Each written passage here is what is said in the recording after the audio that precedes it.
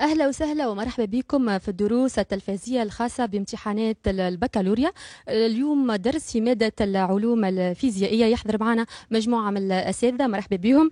مرحبا بسي خالد بندولة. بيك. مرحبا بالأستاذ محمد فتحي فرشيو. مرحبا كذلك بالأستاذ محمد الشرشاري. مرحبا بسي شفيق التولقي. مرحبا بكم ناس الكل. كذلك معنا في استقبال المكالمات الهاتفية مجموعة من الأساتذة، سي عبد الفتاح مقدم، كذلك سي فوزي جاء وحده، ومعنا المتفقد السيد الهادي خالد اللي هو متفقد المدارس الإعدادية والمعاهد. نحب نذكر انكم تنجموا تتواصلوا معنا عن طريق الارقام الهاتفيه 71 845 300، كذلك 71 848 808. هذه اذا الارقام الهاتفيه اللي تنجموا تتواصلوا بها معنا اثناء الحصه. نحيل الكلمه الان الى المتفقد الهادي خليل اللي هو متفقد المدارس الإعدادية والمعاهد. مشكورة. هو الاسم الهادي خالد لو سمحتي. تحية طيبة لأبنائنا التلاميذ الذين يتابعون برنامج اليوم المخصص لمادة العلوم الفيزيائية. سوف نحاول في هذه الحصة الإجابة عن الأسئلة التي وردت علينا منذ ساعة تقريبا، وبمعية أساتذة أكفاء. في الأخير أشكر وزارة التربية التي شجعتنا على القيام بهذه الحصة، كما أشكر التلفزة الوطنية 2 التي منحتنا الفرصة للالتقاء ثانية بتلامذتنا، ومع الشكر. نبدأ بطرح السؤال الأول، والسؤال الأول المتعلق ب les ondes progressives. السؤال يقول: La célérité d'une onde mécanique progressive à la surface de l'eau dépend-elle de la forme de l'onde et de sa fréquence? Avec cette question, certains participants ont posé d'autres aussi questions qui touchent cette partie. Parmi ces questions, on peut citer c'est quoi une onde mécanique transversale? C'est quoi ou comment on peut définir la périodicité temporelle et la périodicité spatiale, comme aussi certains élèves nous demandent comment faire le calcul de la célérité de l'onde. À cette question, on va céder la parole à M. Khaled Bendoula, c'est lui qui va répondre à cette partie. Merci. Alors, bonjour. Donc, c'est une question à caractère expérimental. Et donc, on va essayer, donc, pour résoudre cette question, on va utiliser un simulateur. On va simuler donc des ondes progressives. D'accord? Alors, pour ça, donc, je lance donc, ma petite simulation. Je vais vous expliquer un peu ce qui va se passer ici. Alors, on dispose d'une cuve à ondes, représentée par ce rectangle bleu. On va exciter la surface de l'eau avec une réglette, ici, à gauche de la cuve. Et on verra apparaître tout à l'heure des ondes progressives qui vont donc envahir cette cuve de gauche à droite. Alors nous, on va s'intéresser en particulier à 3 points. Ce premier point qui constitue la source, c'est le point S. Un deuxième point qui est un peu plus éloigné de la source, donc il se trouve à peu près à une distance de l'ordre de 5 cm. Et un autre point qu'on va appeler donc un point B qui se trouve à une distance double et il se trouve à peu près à une distance de 10 cm. Alors on va s'intéresser en particulier à ces 3 points. On va en profiter au passage par visualiser en même temps une coupe transversale de la surface de l'eau par un plan vertical qui est perpendiculaire à notre réglette. D'accord? Donc, on verra cette coupe transversale ici sur ce petit carreau bleu, cette petite fenêtre. Donc, on voit ici l'eau qui est bien plane, qui est au repos, et on voit au-dessus donc le ciel qui est représenté par cette bande blanche. Alors, on va ensuite visualiser donc sur ce diagramme d'en haut le mouvement du point A. D'accord? Ensuite, donc du point source. Et puis sur le deuxième diagramme, on va visualiser le mouvement du point A, c'est-à-dire celui-là. Et enfin, on va visualiser le mouvement du point B, voilà, donc sur ce diagramme. D'accord? Et puis à partir de là, donc on va essayer, donc à partir des observations, on va tirer un certain nombre de conclusions. Alors, je lance donc ma simulation. Alors, sachant que on est en train d'exciter la surface de l'eau de manière périodique, et donc on a créé des ondes qui sont en train de se propager, et on voit ici que les ondes, elles ont envahi une partie donc, de la cuve, donc le point source qui est affecté par l'onde, le point A qui est affecté par l'onde, et on voit encore que le point B qui n'est pas encore affecté par l'onde parce que tout simplement l'onde ne l'a pas encore affecté, et donc c'est une onde progressive, et on le voit très bien ici avec donc, le diagramme qu'on vient de voir. Donc je vais relancer de nouveau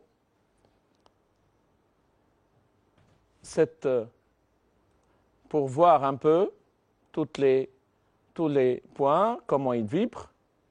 Alors, on remarque ici, à partir de ce diagramme, le premier diagramme d'abord du point source, on voit que le point source effectue un mouvement rectiligne sinusoïdal de part et d'autre de la position d'équilibre qui est le point O, alors d'amplitude 2 mm, d'accord, et puis de manière périodique.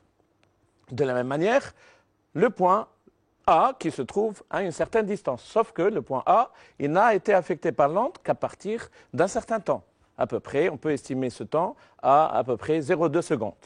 Alors le point B qui est un peu plus éloigné, donc qui se trouve à une distance double, et donc qui sera affecté, bien sûr, après un certain temps, un retard est égal au double du premier. En quelque sorte, ici, on voit que l'onde, donc le point B, il commence en mouvement à partir de l'instant T, à peu près 0,04 secondes. D'accord? Alors, si on revient vers la surface de l'eau, on voit qu'il se crée ici, donc, des ondes rectilignes. Alors, matérialisées par des lignes blanches et des lignes sombres, en fait. Les lignes blanches, ce sont tout simplement les crêtes. Donc, on voit sur la coupe transversale une ligne blanche qui correspond à une crête. Une ligne sombre du milieu, ça correspond à un creux. Et on voit que ces lignes, elles sont équidistantes. D'accord? La distance qui sépare deux crêtes est égale à la distance qui sépare deux creux. Et donc là, on peut voir la première chose, c'est la périodicité spatiale de ce phénomène. Alors, par contre, ce diagramme, ces trois diagrammes, nous montrent que notre phénomène, il possède une période temporelle. Alors, la question était tout à l'heure de calculer la célérité de l'onde, la célérité c. Alors, on a la possibilité de faire ça ici. On va faire un petit calcul puisqu'on a la valeur, on peut avoir la valeur de la longueur d'onde. Donc ici, on va la mesurer directement à la surface de l'eau. Alors, pour ce faire, donc moi j'ai préparé une petite réglette qui va nous permettre donc de voir donc alors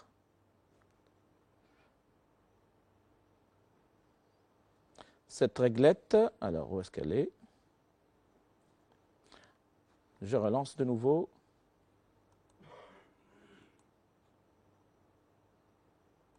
Bon, c'est des choses qui arrivent.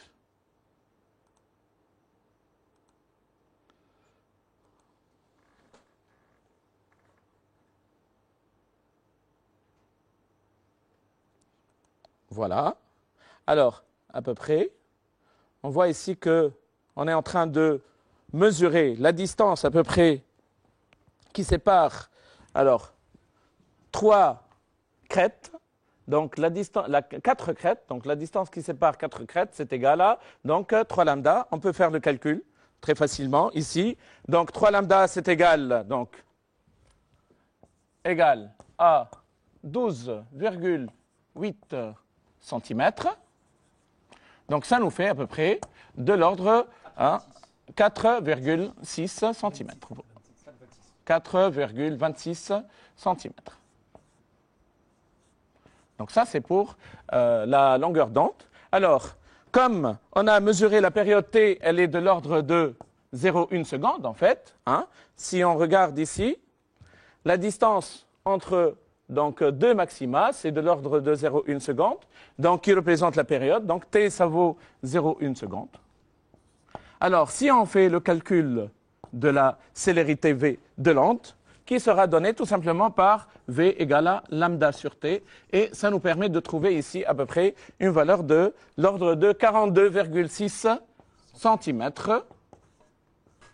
par seconde, c'est-à-dire quelque chose comme 0,42 ou 43 mètres par seconde. D'accord? Alors, ça c'est la première méthode avec laquelle donc, on a mesuré la célérité de l'onde. Alors, on va essayer de voir si cette célérité de l'onde, elle dépend de la forme de l'onde. Alors, pour ça, nous allons reprendre la simulation, sauf que cette fois-ci, on va essayer de prendre, donc, on va en profiter au passage, pour visualiser donc une onde rectiligne au passage par une fente, donc par un obstacle muni d'une fente. Et on va en profiter ici donc, de voir un phénomène assez particulier des ondes progressives. D'accord? Alors, je relance la simulation.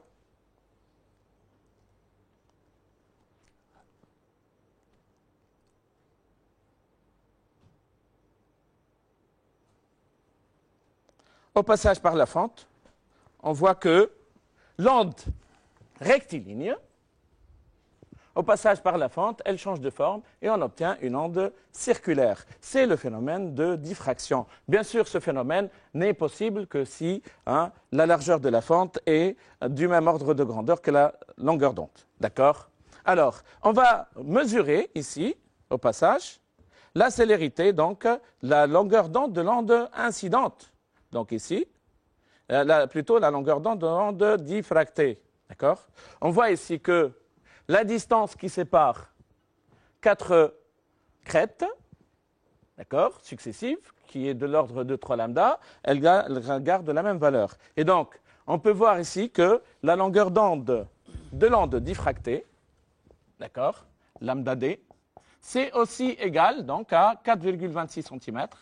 Et là, on peut voir ici que la célérité de l'onde, elle garde exactement la même valeur, donc qui est égale à 42,6 cm par seconde. Donc on voit très bien ici que pour ce cas, donc l'onde, la célérité de l'onde ne dépend pas en fait de la forme de l'onde. D'accord? Alors, pour la troisième partie, donc est-ce qu'elle dépend de la fréquence ou pas? Donc on va essayer de faire vite pour répondre un peu à cette question. Alors, je vais donc relancer de nouveau donc, la simulation.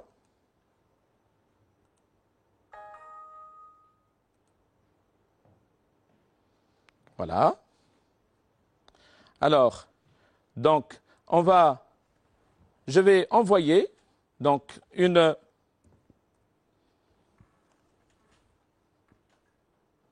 onde avec une fréquence. Ici, on va changer la fréquence. On va prendre une fréquence de l'ordre de 20 Hz. D'accord? Alors, et on lance la simulation.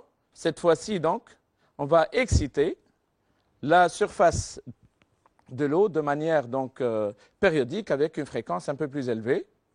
Alors, avec l'outil règle, on va aussi mesurer en quelque sorte ici la distance qui sépare un certain nombre de crêtes. D'accord? Alors, là aussi, on peut voir que on va avoir donc lambda, 2 lambda, 3 lambda, 4, 5, 6 et à peu près 7 lambda. Et pour 7 lambda qui valent donc 12,8 cm, on va avoir à peu près une valeur de lambda de l'ordre de 1,82 alors centimètres, d'accord? Et puis la célérité de l'onde, puisque la fréquence, d'accord, elle vaut 20 Hz, donc la célérité de l'onde c'est égal à lambda fois n, ce qui revient exactement à une valeur de l'ordre de, donc 30, 0, alors fois 20, hein, à peu près, ça vaut à peu près 30, alors 20 Hertz, 36,4 cm par seconde. Oui. Et on voit très bien ici que, hein, voilà, la célérité de l'onde, comme on a changé la fréquence, la célérité de l'onde a changé, c'est le phénomène de dispersion. Et il faut faire attention ici, la célérité de l'onde ne peut pas changer avec, hein, à tous les coups, avec n'importe quel milieu ou avec n'importe quelle onde. D'ailleurs, on sait très bien que pour les ondes sonores, par exemple, les ondes sonores ne sont pas dispersives. Donc, pour toutes les valeurs des fréquences, on garde à peu près la même valeur de l'ordre de 340 mètres par seconde. Voilà, on en a fini avec la première intervention. Donc, je passe la question donc, à monsieur l'inspecteur. Voilà. Merci bien. Donc, on a reçu différentes questions concernant la détermination de la bande passante d'un filtre électrique, parmi lesquelles je cite comment différencier les différents types de filtres à partir de leur courbe de réponse, celle du gain en fonction de n ou bien de la transmittance en fonction de n ou bien le déphasage phi s moins phi e en fonction de n. De même, peut-on déterminer la bande passante d'un filtre à partir de la courbe de déphasage entre le signal de sortie et celui d'entrée, phi s moins phi e, en fonction de la fréquence. Et enfin, dans le cas d'un filtre passe-bas actif ou d'un filtre passe-bande, est-ce que les fréquences de coupure sont obtenues pour un gain égal à moins 3 décibels comme pour le cas des autres filtres? Merci. C'est pour... Donc, à tous les élèves du bac, je vous souhaite donc bonne réussite et bon travail donc, aux examens. Donc, on va commencer par parler des filtres. Donc, pour les filtres, donc dans le cas des filtres, on a ce qu'on appelle la transmittance. Donc, pour la transmittance T, comme vous le savez, c'est US max sur UE max. Donc, celle-là, c'est l'expression de la transmittance. Donc, l'expression du gain, c'est 20 log décimal de T. Donc, voilà les expressions de la transmittance et du gain. Donc, pour que le filtre soit passant, il faut que T soit supérieur ou égal à T0 sur racine de 2 et que G soit supérieur ou égal à G0 moins 3 dB. Donc, comme vous le savez, pour le filtre, passe bas passif et le filtre passe haut passif, donc la transmittance maximale T0 est égale à 1. Et le G0 est égal à 0. Donc, pour la transmittance et pour le gain, pour ces deux types de filtres. Pour le filtre passe-bas actif et le filtre passe-bande, donc ce T0 est supérieur à 1 et le G0 différent de 0. Donc, dans notre cas, on va essayer de voir les différents types et on va essayer de voir comment on détermine, si vous voulez, la bande passante. Donc, pour cela, on passe.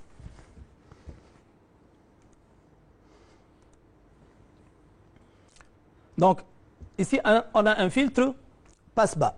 Donc, ce filtre passe-bas, comme vous le savez, la tension d'entrée, c'est la tension d'alimentation, et la tension de sortie, c'est la tension aux bornes du condensateur. Vous remarquez que pour un filtre passe-bas, la tension UE est en avance de phase par rapport à la tension de sortie. Et voilà, si vous voulez, la construction de Fresnel correspondant au filtre passe-bas.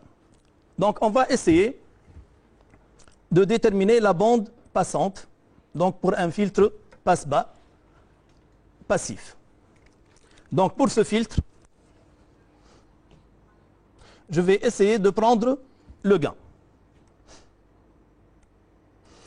Donc, vous remarquez que la valeur donc, maximale du gain, elle est nulle. Donc, je vais essayer de prendre parce que G0 est égal à 0, donc je vais essayer de prendre G est égal à moins 3 dB.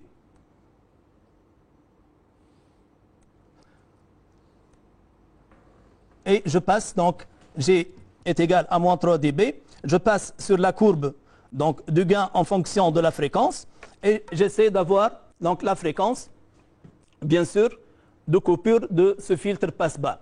Donc la bande passante ici, vous remarquez ici que G est égal à 0, donc vous remarquez que la bande passante, c'est la fréquence comprise entre 0 et NC. Le NC, c'est 1000, bien sûr, 1000 Hz. Donc voilà, dans le cas d'un filtre passe-bas. Donc on va essayer de voir un deuxième filtre, le filtre passe-haut. Donc pour le filtre passe-haut, on va essayer de voir avec le filtre passe-haut une autre méthode. Donc, tout d'abord, pour ce type de filtre, on remarque que la tension d'entrée, c'est la tension du générateur et la tension de sortie, c'est la tension aux bornes du résisteur. Et de même que la tension de sortie est en avance de phase par rapport à la tension d'entrée.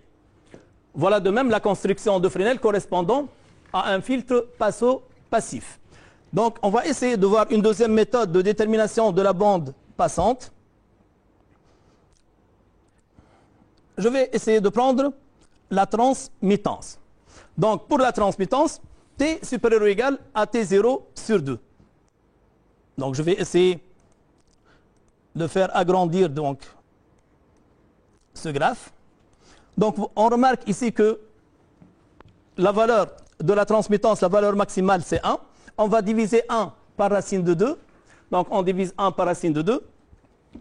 On trouve 0,707. Donc, je vais essayer de prendre à peu près 0,707. Et on va avoir, donc je vais déplacer un peu, on va avoir donc cette fréquence donc, de coupure. Donc, vous remarquez ici,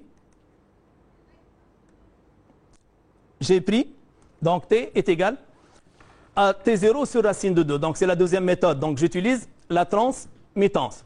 Donc, et on trouve que la fréquence de coupure, ici, NC est égale à 1000 Hz. Et bien sûr, ici, la bande passante, pour un filtre passe-haut, la fréquence est supérieure ou égale à NC, c'est-à-dire 1000 Hz. Donc, un troisième type de filtre, c'est le filtre passe-bas actif. Donc, je vais essayer de voir maintenant le filtre passe-bas actif. Donc, pour ce type de filtre, voilà le schéma du circuit du filtre. Et vous remarquez de même que US est en avance de phase par rapport à UE. Et voilà la construction de Fresnel correspondante à ce type de filtre. De même, pour ce type de filtre, on va essayer de voir que, si vous voulez, le gain. Donc, je vais essayer d'avoir le gain. Voilà le graphe du gain. Le gain est supérieur à 0. Donc, le gain est supérieur à 0. Donc, pour avoir, si vous voulez, la fréquence de coupure, donc ici, le gain est égal à 6, le gain maximal c'est 6. Donc, on va essayer, G0 c'est 6. Pour avoir donc la fréquence de coupure, on va faire G0 moins 3 dB. Donc, la valeur maximale du gain c'est 6. 6 moins 3 c'est 3. Donc, il suffit de tracer une droite égale, dont le gain est égal à 3 pour avoir, si vous voulez, la fréquence de coupure. Donc,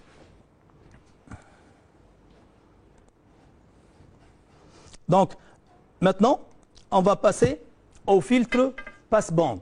Donc, pour le filtre passe-bande, vous remarquez que la tension d'entrée, c'est la tension aux bornes du générateur BF. La tension de sortie, c'est la tension aux bornes du résisteur. Donc, ici, bien sûr, pour ce graphe, on peut avoir trois cas, c'est-à-dire UE peut être en avance de phase par rapport à US, US en avance de phase par rapport à UE, ou les deux tensions sont en phase. De même pour la construction de Fresnel. Donc, pour ce type, bien sûr, de filtre, on va essayer de voir une autre méthode, si vous voulez, de détermination donc, de la bande passante. Donc pour cela, je vais utiliser le graphe du déphasage. Et lorsque je dis ici déphasage, le déphasage, c'est-à-dire phi US moins phi UE. Donc phi US moins phi UE. Pour avoir ici la bande passante, je vais prendre delta phi, donc pour avoir les deux fréquences de la bande passante. Donc delta phi est égal à pi sur 4. Voilà la fréquence. C'est presque 545 Hz. Et pour avoir l'autre fréquence de coupure, donc je vais essayer de prendre delta phi moins pi sur 4. Donc, et on trouve c'est presque 495 Hz. Donc, bien sûr, la bande passante pour ce filtre passe-bande, donc la fréquence est comprise entre 495 et 500, si vous voulez, 45 Hz. Et merci.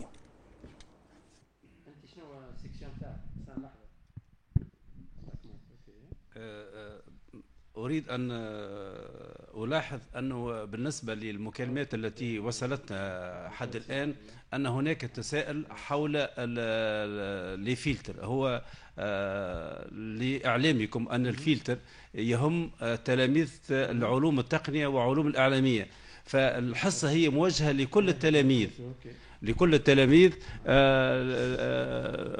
لكل الشعب. فبالتالي وردت علينا هذه الأسئلة، فبالتالي لابد أن نحاول أن نجيب عنها. رجاء ملاحظة ثانية، رجاء نظرا لكثافة الأسئلة التي وردت علينا، رجاء من الأساتذة أن يختصروا في الإجابات. ومع الشكر. Merci.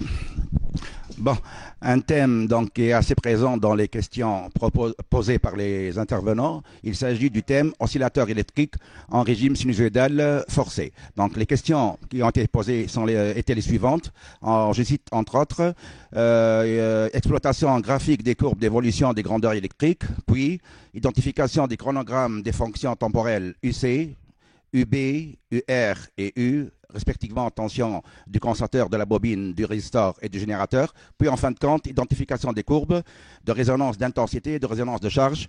Merci bien à M. Ferchiou de bien vouloir répondre à cette question.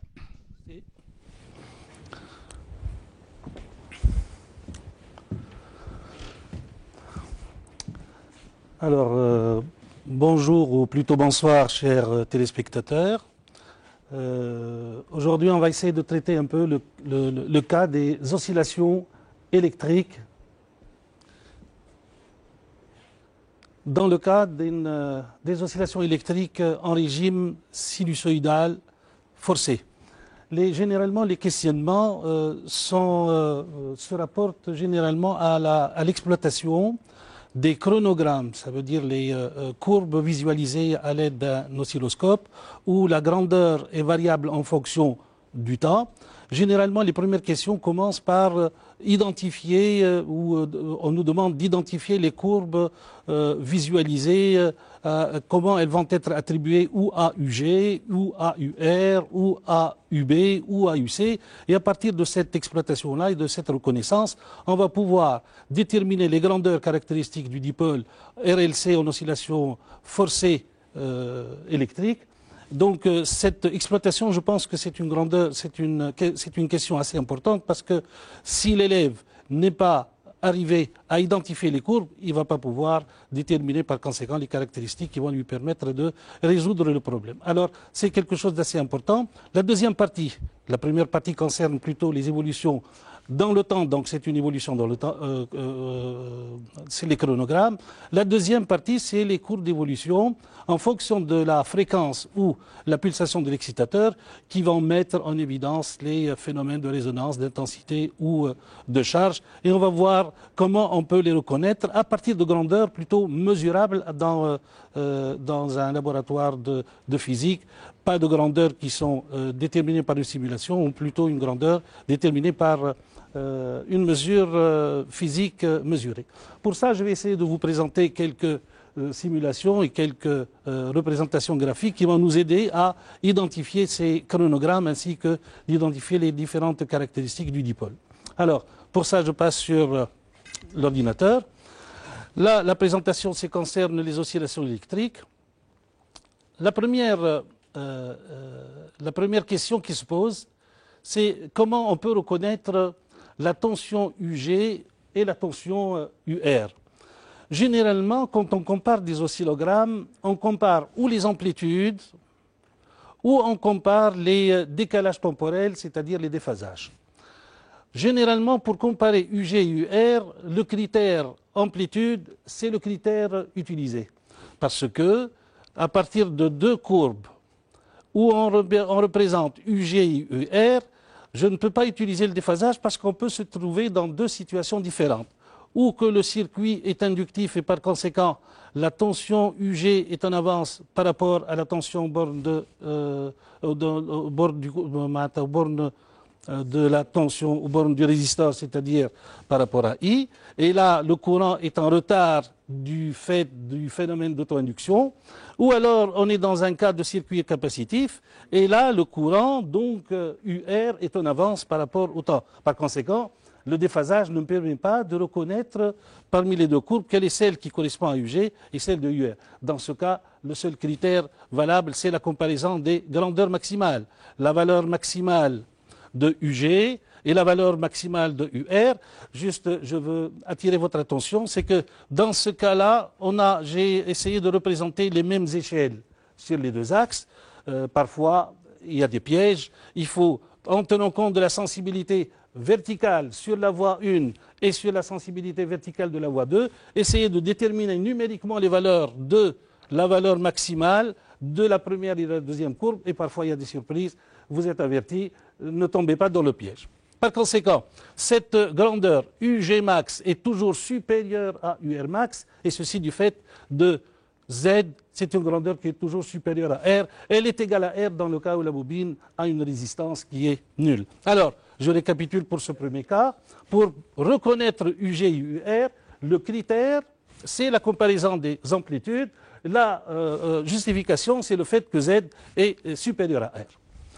Si je passe au deuxième cas, lorsque on compare plutôt UG et UB, là, ça ne va pas être un critère lié à l'amplitude, ça va être un critère lié à la différence de phase, au déphasage, qui est, lui, déterminé à partir du décalage temporel entre les deux fonctions. Pour ça, je vous ai présenté une petite démonstration qui va bien nous montrer que la tension UB aux bornes du générateur est toujours en avance sur la tension UB aux bornes du dipôle, plutôt bobine, est toujours en avance sur la tension borne du générateur. Pour ça, je vous montre la simulation, la démonstration plutôt. En comparant juste les tangentes des déphasages entre la tension borne du générateur et l'intensité qui n'est autre que le déphasage aux bornes de UR aussi, cette expression du déphasage, vous l'avez établie en cours, elle est égale à la différence L oméga moins 1 sur C oméga sur la somme des résistances. Quant au déphasage entre la tension borne de la bobine et l'intensité, qui n'est autre que le déphasage entre UB et UR, il n'est égal qu'au rapport L oméga sur R. En comparant ces deux rapports, on voit que le deuxième numérateur est plus grand, et au dénominateur, le deuxième est plus grand. Par conséquent, c'est-à-dire que L oméga sur R est supérieur à cette différence, donc tangente phi de UB moins phi de I est supérieur à tangente phi de UG moins phi de I, donc UB est toujours en avance de phase par rapport à UG de T. C'est la démonstration. Et là, on le voit sur le chronogramme. Je passe, donc là, vous voyez que cette tension UB est en avance sur la tension UG. Le troisième cas, concernant la tension aux bornes du condensateur. Cette tension aux bornes du condensateur, en voyant déjà la construction de Fresnel, où on a représenté un premier vecteur qui représente la chute ohmique dans le cas du résisteur, un facteur ohmique aussi aux bornes de la bobine. L'effet inductif, il est représenté par cette flèche vers le haut où le prolongement, il indique le déphasage phi de UL, qui n'est pas phi UB. Phi de UB, il rassemble un effet inductif résistif dans la bobine, un effet inductif, et cette direction-là représente plutôt la phase de la tension UB de T. Là, c'est la phase de UR qui n'est autre que la phase de I.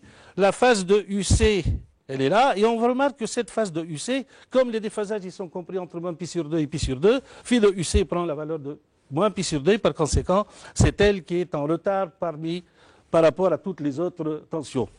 Phi de UG est là, et on remarque que UC est toujours en retard de phase par rapport aux autres tensions. Si on nous donne un chronogramme où il y a une représentation de UC avec une autre fonction, UC est toujours en retard de phase.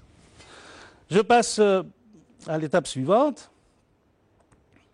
Là, on a une simulation qui met en évidence la variation de la représentation de la construction de Fresnel dans le cas où phi U est supérieur à phi I, c'est-à-dire que le circuit est plutôt à caractère inductif. On va passer par l'étape où le circuit se comporte comme un résistor, il est siège d'une résonance d'intensité, et dans le cas où il va être en circuit capacitif, et on va remarquer que la tension, elle va être en retard par rapport à l'intensité du courant. Je fais avancer la simulation pour voir les différents cas. Là, ça reste inductif. Jusque-là, il devient en situation de résonance d'intensité. On complète et là, plutôt, il est en situation de résonance, plutôt en circuit plutôt capacitif. Je passe au cas suivant. Ici, nous avons la possibilité de voir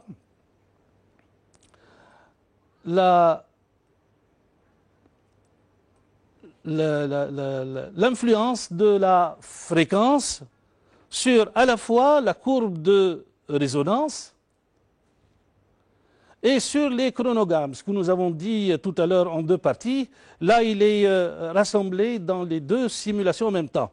Nous avons la représentation du schéma. Là c'est un générateur GBF qui délivre une tension sinusoïdale en régime forcé, la bobine, le condensateur et le résistor. La tension Y1, c'est la tension aux bornes du générateur, et la tension Y2, c'est la tension aux bornes du résistor.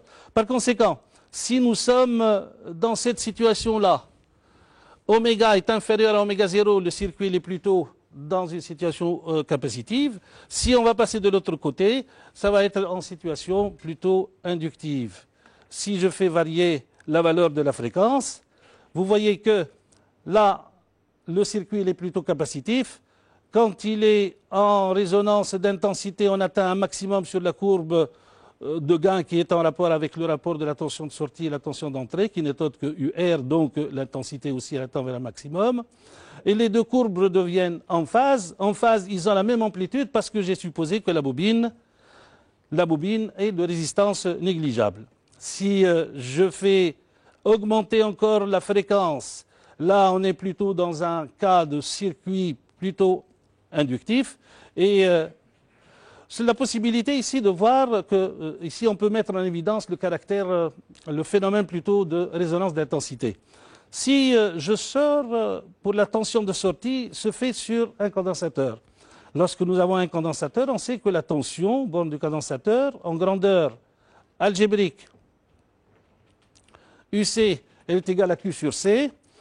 Elle est proportionnelle à la charge et par conséquent la tension aux bornes du condensateur, si elle atteint son maximum, c'est que le circuit est siège d'une résonance de charge. Donc le fait de voir un maximum sur la tension aux bornes du condensateur met en évidence le fait que le circuit est siège d'une résonance de charge, et ceci peut mettre en évolution la variation de la fréquence en fonction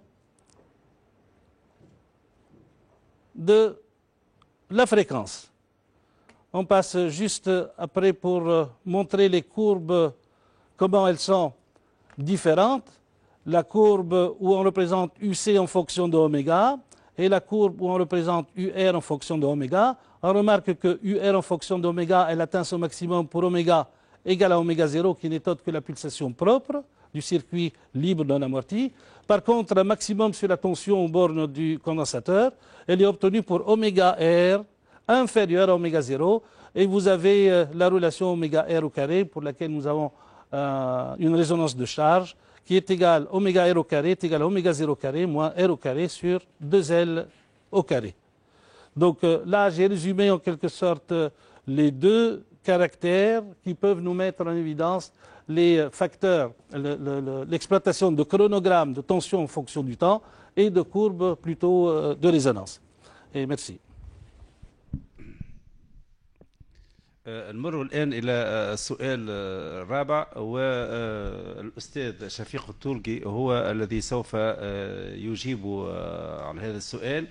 يقول نص السؤال: Comment déterminer graphiquement la constante radioactive lambda d'un radioélément en précisant la loi de décroissance, la demi-vie radioactive et les différentes méthodes, ainsi que l'unité de lambda, la constante radioactive.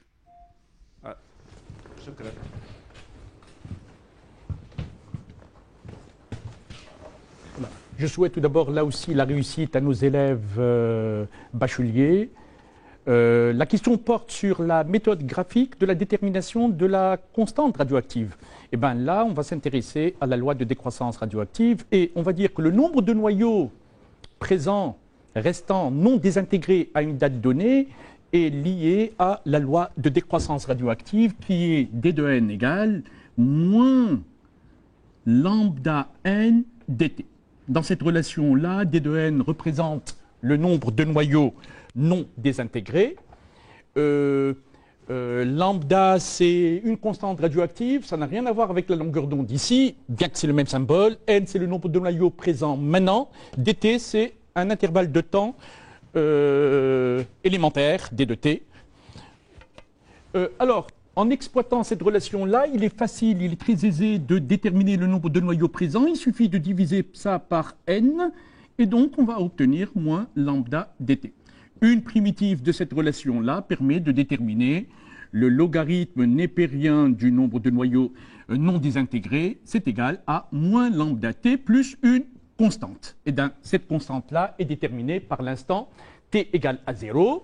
À l'instant t égale à 0, le nombre de noyaux présents est égal à n0. Alors, on injecte ça dans cette relation, dans la relation 1, et on écrira que ln de n, 0, est égal à 0 plus la constante. Alors, cette constante C donc représente le ln de n0 et par conséquent, la première loi qu'on vient de trouver, c'est que ln de n est égal à moins lambda t plus ln de n0. Alors cette première relation, on va la noter numéro 1, que nous allons exploiter tout de suite. Ensuite, on peut aussi écrire la relation sous la forme ln de n sur n0, ln de n sur n0. Il suffit de ramener par ici le ln de n0, donc, et ça nous donne moins lambda t. Voilà la deuxième relation. Ensuite, nous allons déterminer donc le nombre de noyaux restant à une date t, n de t, n'est-ce pas, est égal à exponentielle de moins lambda t. Donc voilà la troisième relation. La troisième relation, ça sera donc n nombre de noyaux restants non désintégrés à la date t, c'est le nombre de noyaux initial exponentiel moins lambda t. Voilà, l'étude graphique de ces trois relations vont nous permettre de déterminer la valeur de lambda. Alors nous allons prendre la première relation qu'on a notée 1. Cette relation-là, c'était ln de n. Alors première relation, ln de n égale moins lambda t plus ln de n0. Eh bien le graphe ln de n en fonction de t, en fait, c'est une fonction affine, représentée par une portion de droite, de pente négative, n'est-ce pas? Ici, ça représente pour t égale à 0, le ln de n0. Et la pente de cette courbe va nous donner donc la valeur de moins lambda. Il suffit de prendre donc deux points de la droite, n'est-ce pas, de déterminer les coordonnées de ces deux points. Là, c'est le ln de n0, ln de n, pardon, au point A à l'instant ta, et ici, c'est le ln de n au point B à l'instant tb. Voilà. Donc finalement, dans ce cas-là, notre pente, ce qui est égal à ln de n au point A moins le ln de n au point B, voilà, sur l'instant ta moins tb, eh bien, comme le TA est inférieur à TB, ça c'est un terme qui est négatif, il est bien égal à moins lambda. Et votre lambda, c'est une constante, évidemment, qui est positive. La deuxième relation qu'on va exploiter, c'est la relation ln de n sur n0 qui est égale à moins lambda t. Alors là, le graphe ln de n en fonction de ln de n sur n0 en fonction de t donne une fonction linéaire de pente négative, mais on peut aussi écrire le graphe ln de n0 sur n. Il suffit d'injecter le signe moins là-dedans en fonction de t, et là c'est une fonction linéaire, n'est-ce pas, dont la pente, là la pente va vous donner la valeur de lambda, n'est-ce pas, c'est une fonction linéaire, donc la pente c'est lambda, il suffit de prendre là un seul point, évidemment, voilà un point A, vous déterminez, n'est-ce pas, le rapport l'ordonnée de ln de n0 sur n au point A sur l'instant TA, ça c'est l'instant TA, c'est le ln de n sur n0, voilà, au point A, n0 sur n, et là il suffit de prendre un point, et là aussi, n'est-ce pas, la pente va vous donner moins la valeur de lambda. Maintenant, pour exploiter la troisième relation, la relation n de t égale à n0 exponentielle moins lambda t, l'allure de cette courbe, c'est une fonction exponentielle décroissante. Et pour cette méthode, pour cette relation, il y a plusieurs méthodes. Alors, voilà l'allure de la courbe. C'est nombre de noyaux non désintégrés en fonction du temps. Voilà. Alors là, c'est évidemment le n0. Alors pour exploiter cette courbe et déterminer la valeur de lambda, il y a une première méthode qui permet de relier la constante radioactive à la période. Donc première méthode,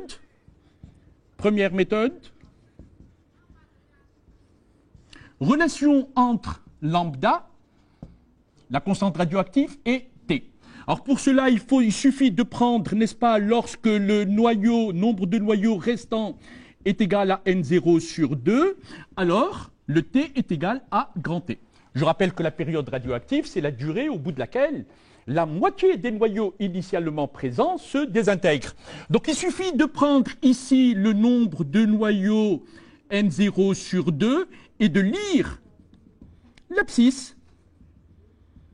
Voilà.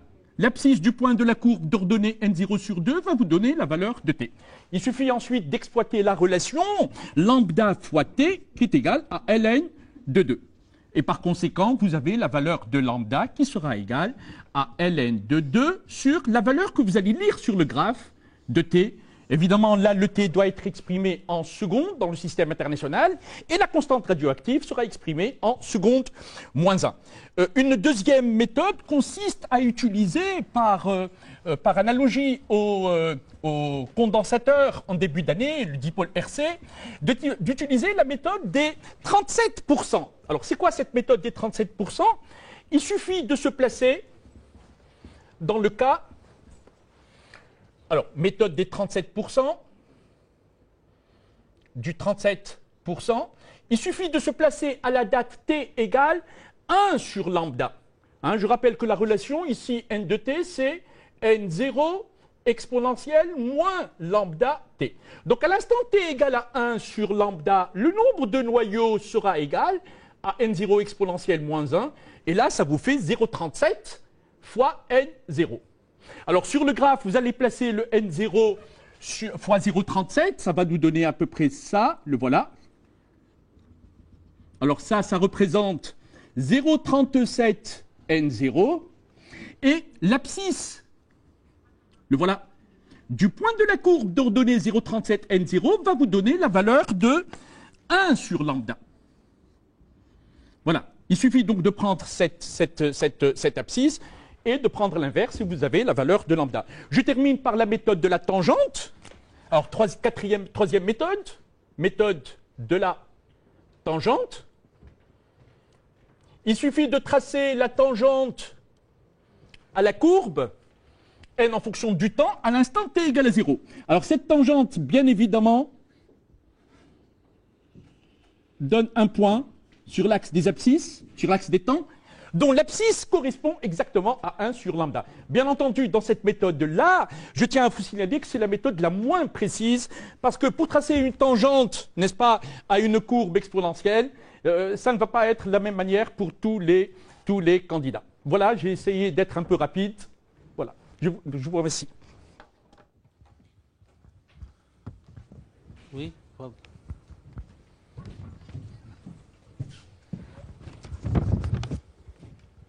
يعطيكم الصحة. حبيت نشكركم على الدرس اليوم، درس العلوم الفيزيائية. إن شاء الله يا ربي يقع الفائدة بالنسبة للتلاميذ اللي قاعدين يتبعوا فينا اليوم. حبيت نشكر الأساتذة اللي حاضرين معنا، سي خالد بن دولة مرحبا بيك، سي محمد فتحي فرشيو، سي شفيق تولقي، وسي محمد الشرشاري. كذلك نحب نشكر الأساتذة اللي كانوا في استقبال المكالمات الهاتفية، سي عبد الفتاح مقدم وسي فوزي جاي وحده. كذلك نحب نحيل الكلمة إلى المتفقد السيد الهادي خالد، متفقد المدارس الإعدادية والمعاهد. في الواقع الحصة أو الحيز الزمني المخصص لهذه الحصة لا نستطيع من خلالها أن نجيب عن كل تساؤلاتكم، باعتبار أن الحصة مخصصة إلى مادة العلوم الفيزيائية. وفي الواقع تعرفون أن لنا 4 شعب، حاولنا أنه في كل شعب نطرح سؤال ويجيب عنه الأساتذة. في ختام هذه الحصة أتمنى لكم التوفيق والنجاح، وأشكر الأساتذة على المجهودات الذين قاموا بها خلال هذه الحصة، ومع الشكر. يعطيك الصحة سي الهادي، يعطيكم الصحة الناس الكل. نتمنى حظ سعيد لجميع تلاميذ البكالوريا بالنسبة للسنة. كذلك نحب نقول لكم أنه من بعد على الساعة 7:30 عندكم درس في الإنجليزية مع زميلتي سمية فارس.